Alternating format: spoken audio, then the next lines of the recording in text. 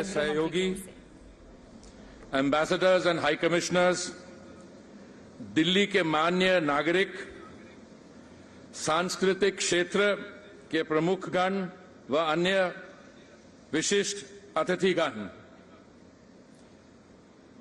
आदरणीय प्रधानमंत्री जी द्वारा कर्तव्य पथ के उद्घाटन के ऐतिहासिक अवसर पर मैं आप सबका हार्दिक अभिनंदन और स्वागत करता हूं।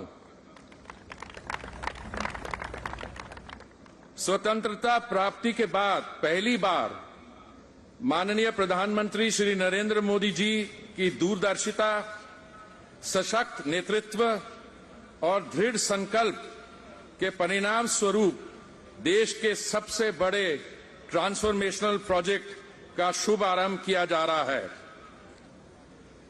राष्ट्रीय महत्व की ये परियोजना, जिसकी कल्पना तक किसी सरकार ने 70 साल में नहीं की थी, वे आज साकार होने को है। विश्व के सबसे विशालतम,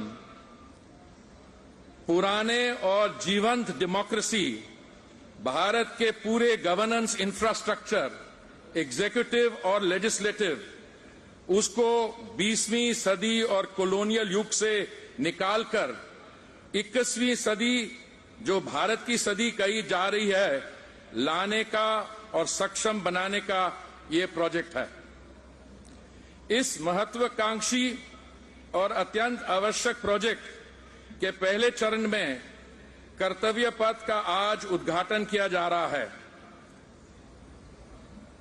कर्तव्य पथ का नव भारत की राजधानी दिल्ली, नई दिल्ली का हृदय है।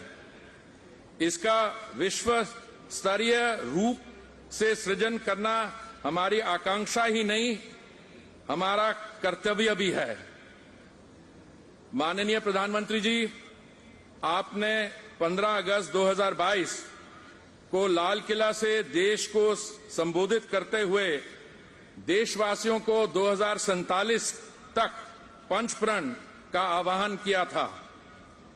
इसका ये जीता जागता उदाहरण है। विकसित भारत का बड़ा संकल्प अपने अंदर गुलामी का एक भी अंश नहीं रहने देना चाहिए। हमें हमारी विरासत पर गर्व होना चाहिए। हमें एकता और एकजुटता के साथ रहना है और प्रत्येक नागरिक को अपने कर्तव्य का पालन करना चाहिए। आज कर्तव्य पथ के शुभ आरंभ के समय ऐसा लग रहा है कि 130 करोड़ भारतवासियों के अमृतकाल का सपना साकार करने का भव्य पथ हमारे सामने खुल रहा है। राजपथ का नाम कर्तव्य पथ करने का निर्णय इस बात की याद दिलाएगा कि लोक सेवा का मूल सार जनता पर राज करना नहीं, बल्कि जनता की सेवा करना ही हमारा कर्तव्य है। इस पथ को artery of governance of the people, by the people and for the people कह सकते हैं। जैसे कि आप देखेंगे, ये परिवर्तित पथ पूर्ण रूप से सौंदर्य और सुविधा का मिलाप है और आंतरिक रूप में से ये एक ग्रीन प्रोजेक्ट है। आज के उद्घाटन के बाद आम जनता इन सब का पूरा तरह से आनंद ले सकेगी। महानुभावों, इस पथ पर चलकर हम सही मायने में भारत के विकास का इतिहास लिखने जा रहे हैं। ये पथ है सबके पंचप्रण का, प्रयास का और प्रगति का।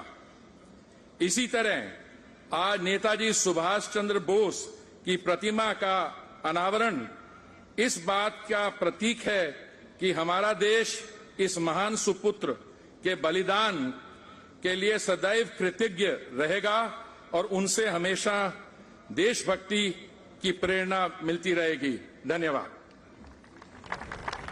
सिंह पुरी को आप सुन रहे थे, हाउसिंग अर्बन अफेयर मिनिस्टर, जिनके ऊपर ये जिम्मेदारी थी सेंट्रल विस्टा प्रोजेक्ट की हर एक जानकारी, कहीं कोई भी कमी ना रह जाए, उसको लेकर लगातार प्रधानमंत्री को हर एक जानकारी वो देते थे। और आज उन्होंने कहा कि गुलामी का एक भी अंश नहीं रहने देना चाहिए। जो प्रधानमंत्री ने लाल किले की प्राचीर से जिस बात का जिक्र किया था, कर्तव्य पथ में तब्दील होकर अब ये उदाहरण है कि हिंदुस्तान किस तरह से बदलता हुआ नजर आ रहा है। प्रेम और बलिदान का इस इतिहास में जगमगाता 15 अगस्त 1947 का नूतन प्रभात, जब सदियों के संघर्ष का प्रतिफल मानो उन चंद लम्हों में सिमट आया था। आजादी की उन पावन पुनीत घड़ियों के जय घोष को 15 अगस्त 1947 के दिन ही मशहूर शास्त्रीय संगीतकार स्वर्गीय पंडित श्री कृष्ण रातन जनकर पद्म भूषण ने एक मंगल गान के रूप में सुरबद्ध किया। देवियों सज्जनों, राग मालकोश पर आधारित इस बंदिश को स्वर्गीय C.R. व्यास पद्म भूषण द्वारा गहन खोज के बाद निकाला गया। इन्हीं संगीतकार पुत्र पंडित व्यास 75 वर्ष पुराने मंगल गान को कर्तव्य पथ पर गुंजित करेंगे। जोरदार तालियों से आइए स्वागत करते हैं इन सुर साधकों का। सबसे ज्यादा गाया जाने वाला शुभ मंगल गान, जिसको अब आप सुनने जा रहे हैं, भारत माता को समर्पित।